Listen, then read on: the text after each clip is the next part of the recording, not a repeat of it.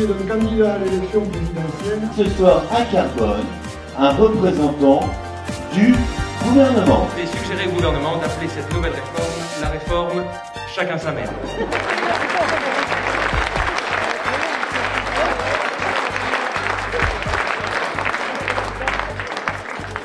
Bon.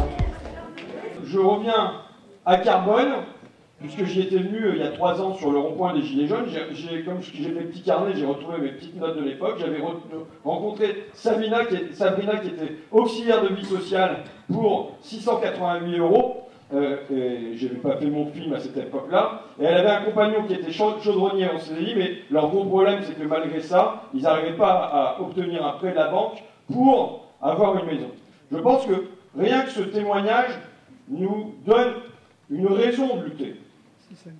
Une personne qui s'occupe des personnes âgées, qui consacre matin, midi et soir, et qui touche à la fin de son mois 688 €. Et qui, avec son compagnon, qui contribue à permettre qu'on ait des maisons au-dessus de nos têtes, eh bien, eux ne parviennent pas à avoir un prêt pour se construire une maison pour eux-mêmes. Il me semble d'évidence que là, il y a une raison première de transformer la société. J'avais rencontré aussi à l'époque des usagers et des cheminots et des anciens cheminots à la gare de Carbone qui m'expliquaient que le trafic de fret avait disparu en 2000, qu'il y avait une gare mais qu'elle était fermée, enfin elle était ouverte quand il n'y avait pas de voyageurs, et qu'à l'intérieur, on ne pouvait pas prendre de billets. Je vous le dis, je pense qu'une réforme qu'on doit mener, ils appellent ça la dématérialisation. Vous savez, 100% des services publics en numérique. Alors au départ, moi je pensais que tous les services publics, ils allaient avoir une vitrine numérique. Mais non, c'est tous les services publics 100% en numérique. Et vous n'avez plus de guichet, vous n'avez plus d'agent. C'est-à-dire que toutes les personnes, et moi y compris, on doit passer notre temps à faire des étoiles, des 1, des 2. Je vois des gens qui cherchent à faire leur retraite avec la CARSAT, c'est un enfer pas possible de labyrinthe dans tous les sens. Je pense que ça contribue, cette chose-là, sous couvert de Startup Nation, de modernisation et ainsi de suite, ça contribue à un sentiment d'éloignement de la République. Oui. Que quand on en a besoin, on ne puisse pas avoir à la CAF, à Pôle emploi, chez EDF, chez Engie, dans tous les services publics, anciens services publics ou dans les grosses boîtes, des gens en face de toi, soit pour nous aider à remplir nos papiers, je pense qu'au fond, même au-delà de la politique, ça donne un sentiment de déshumanisation de la société. Oui. Je vous dis parce que leur mot, c'est dématérialisation. Mais la réalité, c'est pas une dématérialisation, parce que tout ça est plein de matière. Des ordinateurs, c'est plein de matière, c'est plein d'énergie. Tout ça est en vérité une déshumanisation de la société. On ne permet plus d'avoir... Et alors, vous savez, les riches, en revanche, il y a des articles qui paraissent sur la Silicon Valley, les riches, partout où ils vont, ils ont des gens en face d'eux. Nous, on va chez Lidl. Moi, depuis que j'ai pété, j'ai moins de temps, je vais plus chez Lidl pour faire mes courses, en vérité. Mais quand je vais chez Lidl, j'ai une queue infinie. Quand je vais maintenant chez Decathlon, je ne sais pas si vous avez vu les nouvelles machines chez Decathlon, on lâche le truc et automatiquement, ça compte ce qu'on vous doit. C'est de la caisse hyper automatique. En revanche, quand vous allez dans un magasin de riches, c'est-à-dire quand je vais acheter mes chemises pour l'Assemblée nationale parce que j'en ai marre qu'on se fout de ma gueule là-bas, aux Galeries Lafayette, vous avez tout de suite 2 personnes qui se mettent autour de vous, alors comment vous allez, tout ça. C'est-à-dire que la richesse, auparavant, c'était quoi? C'était la technique. Plus on était dans la technique, plus c'était le symbole de la richesse. C'est une valeur qui s'est inversée. Et ce qui est devenu un symptôme de la richesse aujourd'hui, c'est d'avoir des gens auprès de soi. Et je pense que cette richesse-là, d'avoir des gens accessibles, c'est quelque chose qu'on doit pouvoir avoir pour tous et pour tout le monde. Et je pense qu'une exigence qu'on doit poser, qui est posée dans le programme, c'est de dire qu'il doit y avoir des gens en face des gens, qu'on doit avoir la possibilité de recourir à des agents, et que l'humain ne soit pas quelque chose qui est en train de disparaître de nos services publics. Voilà les rencontres que j'avais faites.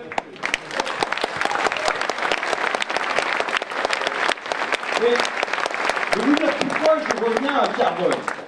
Pourquoi hier j'étais à Lavalnay? J'arrive pas à le dire ce truc-là, mais... Je démissionne. Pourquoi je dis je serai à Rochefort? Ça, je veux dire, c'est un choix politique que je fais, un choix d'aller dans la France des bourgs et des sous-préfectures. Ici, j'ai regardé, on me dit la France rurale. Du coup, je vais regarder le carbone sur Wikipédia. Il y a plus de 5000 habitants. Hein? Il y a plus de 5000 habitants. Donc en vérité, c'est pas parce que quand on parle de la France rurale, on a l'impression qu'il va y avoir des vaches, des pâturages et puis tout ça. C'est pas ça. Je tiens à signaler que on est typiquement dans une France qui est une France oubliée. Qui n'est pas la France de Jean-Pierre Pernaut, folklorique de chez moi, qui vient de décéder, puisqu'il était picard, et donc il n'est pas loin de chez moi, et qui n'est pas non plus la France des métropoles. Aujourd'hui, on a la moitié des habitants de ce pays qui habitent en zone urbaine, mais dans des villes de moins de 100 000 habitants. Et un tiers qui habitent en zone urbaine, mais dans des villes de moins de 10 000 habitants. Et pourtant, cette France-là, qui pour moi n'est ni rurale ni métropole, qui n'est pas la France du salon de l'agriculture, mais qui n'est pas non plus la France des centres-villes et des start-up, cette France périphérique, elle est oubliée, elle est abandonnée, et en particulier, elle est abandonnée par la gauche depuis des décennies. C'est la France du travail. C'est la France du travail. C'est une France populaire et qui parfois galère, avec des petits salaires. C'est une France aussi qui vit ici par choix, mais qui peut être un choix contraint. C'est quoi? C'est pour ceux qui travaillent Toulouse, se dire, bon, bah, au moins ici, je peux avoir un coin de jardin, mais de toute façon, c'est un choix contraint, parce que vu les prix de l'immobilier à Toulouse, c'est de toute façon inaccessible aujourd'hui, j'imagine, pour des bons pans des classes populaires. Ça, c'est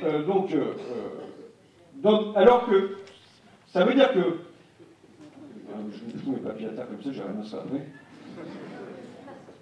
Ça a été expliqué notamment par un géographe qui s'appelle Christophe Guilluy, qui dit « Pour la première fois dans l'histoire, les classes populaires ne résident plus là où se crée la richesse, mais dans une France périphérique, loin des territoires qui comptent. » Il poursuit.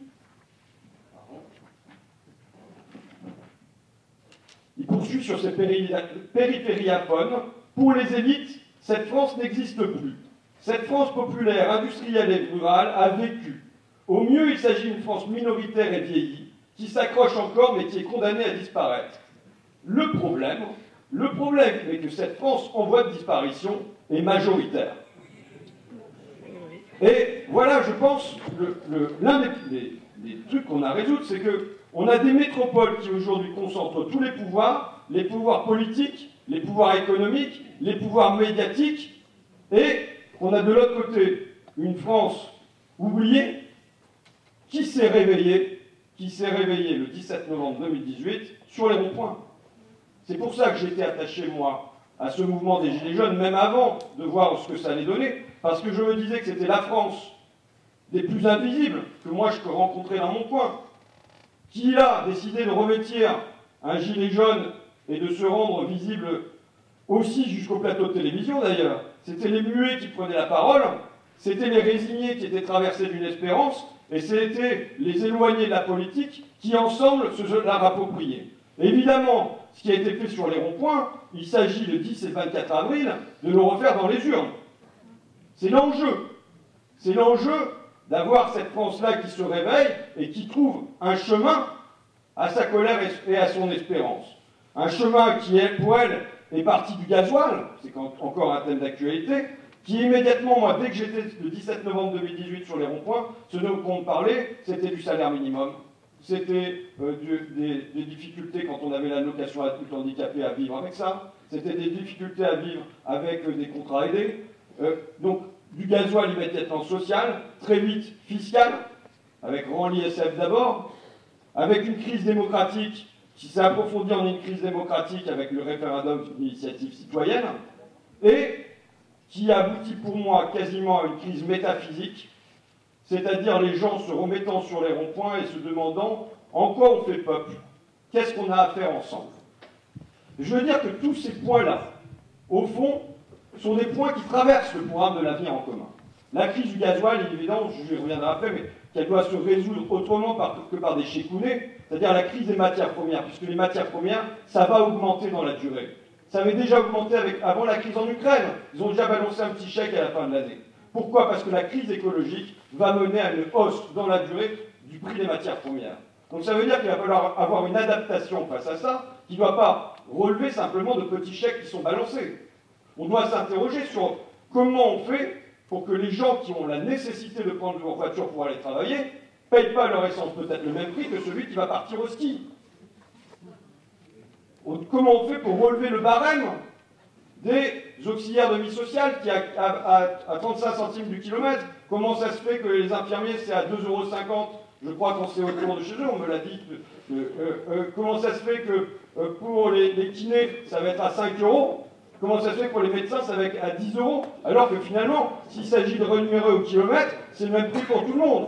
Là, il va y avoir des questions de justice et qui traversent le programme de l'avenir en commun, de la même manière évidemment sur le plan social, sur le plan fiscal, sur le plan démocratique, et je pense, j'y viendrai, même si j'ai mis mon chrono en route comme Leïla, je ne suis pas aussi bon que Leïla pour tenir mes temps.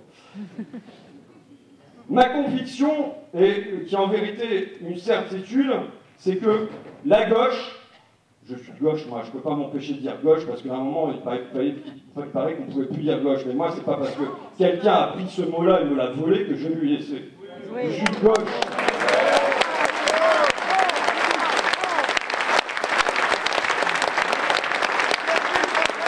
La gauche, évidemment, qui part de la Révolution française, qui traverse la Commune, qui passe par le Front populaire, par la Libération, par mai 68, par mai 81. Tout ça, je le fais mien, au moins jusqu'à ce point-là.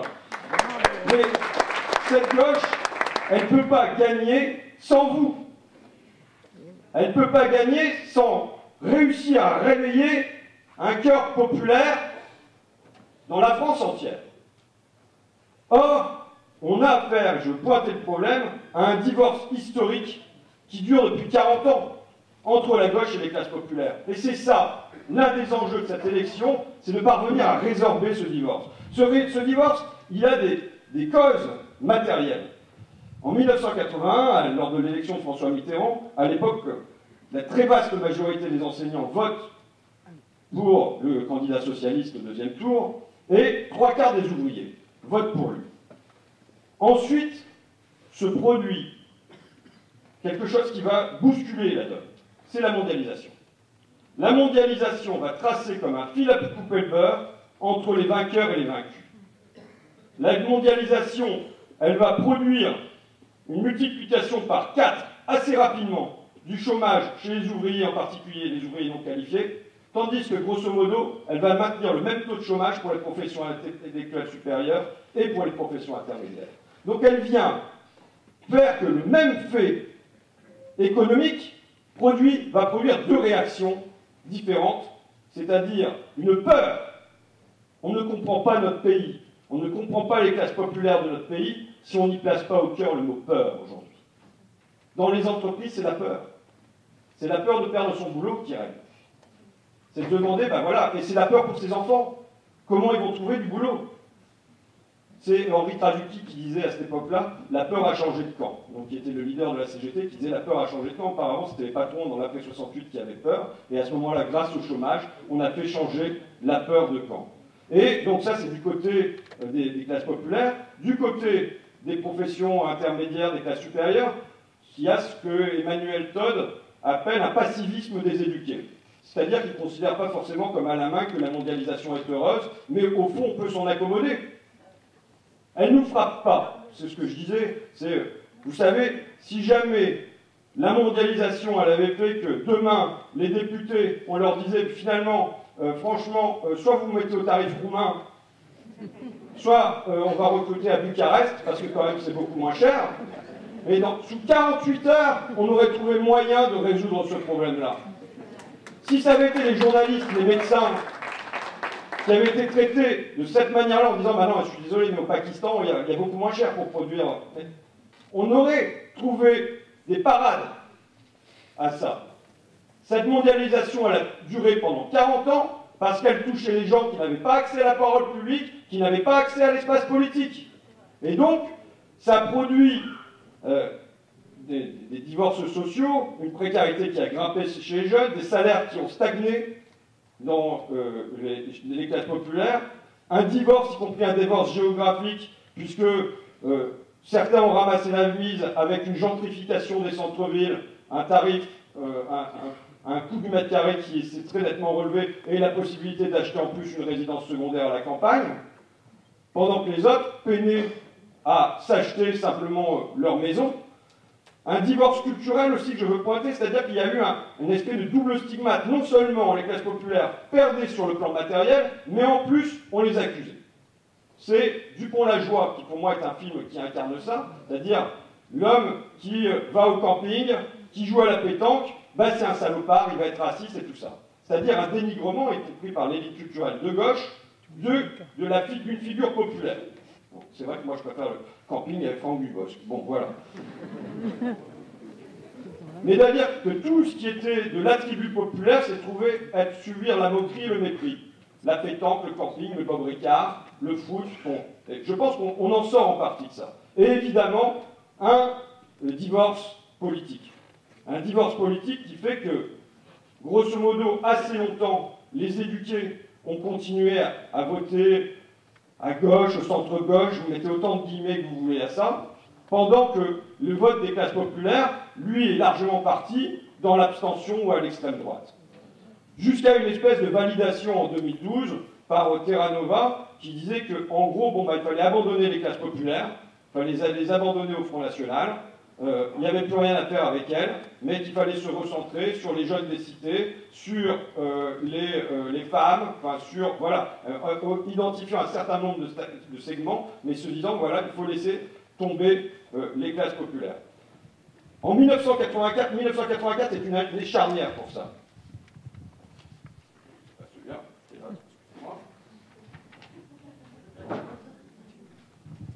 C'est une année charnière. On a un chômage qui grimpe de 25% en 12 mois. On a à l'époque les premiers emplois précaires qui s'appellent les travaux d'utilité collective. On a l'ouverture des restos du cœur, un tout petit peu plus tard. On a les sidérurgistes lorrains qui sont liquidés alors que Mitterrand avait promis de les sauver. On a le Premier ministre qui parle à la télévision, Laurent Fabius, et qui dit, à la place de t'attaquer à ça, la dénonciation systématique du profit est désormais à ranger au magasin des accessoires. C'est-à-dire qu'on a une gauche qui, là, renonce à combattre un capital qui frappe sans doute plus fort que jamais. Et qui vient dire que tout ça, au fond, les classes, et ainsi de suite, c'est un archaïsme. Et que s'attaquer à ça, bah, c'est appartenir au passé, et qu'il faut justement passer à autre chose. Et la même année, 1984, c'est le moment où, pour la première fois, le Front National va dépasser les 10% à une élection qui sont les élections européennes. Et avec ce discours de Jean-Marie Le Pen sur France 3 Lorraine, ça ne vous paraît pas évident que le nombre de plus de 6 millions d'étrangers en France est en relation directe avec le fait qu'il y ait 3 millions de chômeurs? Ça me paraît évident, et ça paraît d'ailleurs évident à beaucoup de Français. Et on voit là comment on a une extrême droite qui ramasse la mise. Il y a une gauche qui renonce à dire que tout ça n'est pas le fruit de la fatalité, que les riches et les pauvres, ça continue d'exister, que c'est le capital contre le travail, on met les mots qu'on veut, c'est les gros contre les petits, ce qui a été quand même le discours de la gauche jusqu'à ce moment-là. Et là, on vient de dire c'est plus ça. Mais dans la tête des gens, on continue à penser ce qui est juste et ce qui est injuste. Si on nous dit que c'est plus le haut contre le bas, que c'est plus les riches contre les pauvres, mais son malheur, il faut bien se l'expliquer. On se l'explique autrement, et bien s'y substituer d'autres divisions de la société, qui vont être les jeunes contre les hommes, les assistés contre les travailleurs, ou évidemment les Français contre les immigrés. Et à ce moment-là, la réaction de la gauche va plutôt être une réaction d'ordre moral, c'est-à-dire de la création de SOS Racisme, au même moment où elle envoie à Bruxelles Jacques Delors, qui va aller entériner encore davantage la libre circulation des marchandises et des capitaux. Et là, on a dans tout ça, dans cette année 1984, un condensé de ce dont on doit sortir. C'était Christophe qui citait tout à l'heure Lionel Jospin, qui disait en 1983 nous ouvrons aujourd'hui une parenthèse libérale. Le problème, c'est que cette parenthèse libérale, pour l'instant, on ne l'a pas refermée. Et c'est bien l'enjeu, pour moi, central de l'élection à venir, que de parvenir à refermer cette parenthèse libérale. L'enjeu de cette élection, il est vraiment énorme. Et Leïla le disait, pour moi, elle disait, voilà, bon, ils ont envoyé des parlementaires à Bruxelles, mais surtout ce qu'on a réussi à faire, c'est que les livreurs, ils arrivent là-bas et ils fassent des manifestations. Il est évident pour moi que même si Jean-Luc Mélenchon est élu le 24 avril, même si le 25 avril, Leïla se retrouve au ministère du Travail, il y aura une immense pression populaire. C'est pour ça que moi je crois aux urnes et à la rue. Aux urnes et à la rue.